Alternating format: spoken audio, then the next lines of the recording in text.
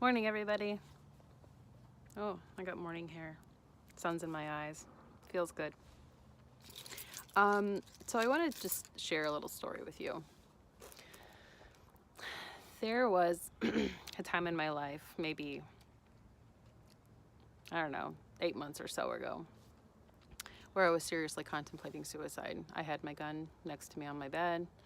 I had letters started to the people that I loved. And I was very close to doing it, scary close. And I had my gun in my hand. Like I pictured the aftermath. I was saying goodbye. And I decided to make this last-ditch effort to reach out to somebody who I trusted to not tell anybody, and who I trusted to just listen. Even if I still did it, just listen. And I reached out via text. It's all the bravery I could muster. And over the course of that short conversation, that person said to me, "Can we talk about this tomorrow?" Yeah, special. So that reminds me of a Facebook post that I recently posted, and it said, "Before you diagnose yourself with depression and anxiety, you must first make sure that you are not indeed surrounded by assholes." I didn't do it, obviously, and my situation continued, and I reached out again recently, a couple days ago. So I'm on day 5. And the response that I got was completely different. I opened up about the situation I was in to people that I knew loved me. Even though I felt embarrassed, I felt low, I felt worthless, so shameful, all those things.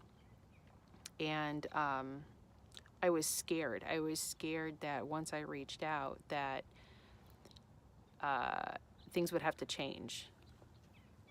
And we're all scared of change because we don't know what's going to happen. So fear is a bitch. Fear is a huge bitch. And it stops us from following our hearts. It, fear of being judged, fear of being hated, fear of, the feeling that you're going to have once you let go of things. But there's also a saying that I really like, and it is, don't keep making a mistake just because you spent a long time making it.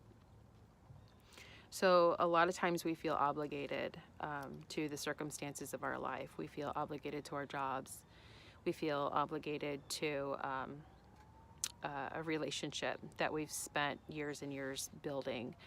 We feel obligated to behave a certain way because that's how people are used to seeing us, or displaying that you're in a certain mood when you're not. And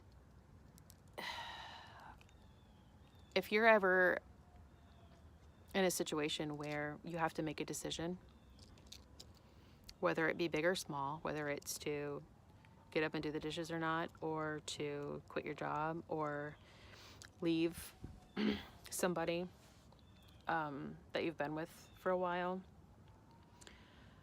if you have to think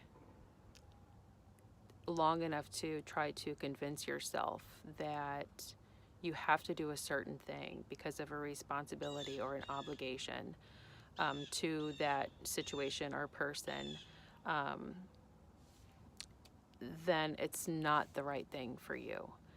You're not following your heart, I promise you that.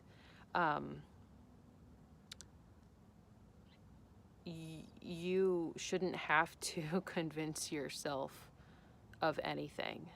Your heart tells you absolutely everything you need to know.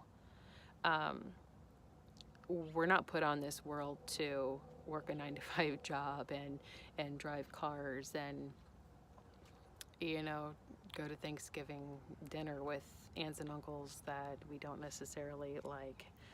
and or email our sisters because that's what we feel would make mom happy, or stay married because our entire family is involved with this person.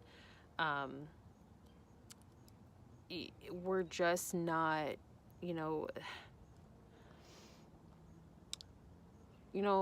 I don't know what to say, and I never say the right thing, but life is so short.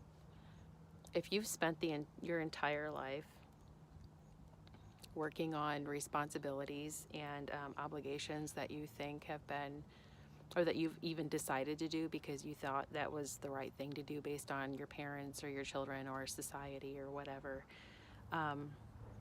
stop now.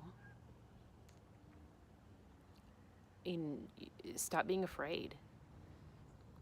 I would be, your happiness is inside you. It doesn't come from pleasing anybody else. It doesn't come from convincing yourself that you are a good person because you finished college, because that's what somebody expected you to do. There are monks who live in caves in mountains, and they're the happiest people in the world because they're not bound by responsibilities and obligations. And not to say that everybody should go be a monk. I've seriously considered it, but that's kind of on the extreme side. But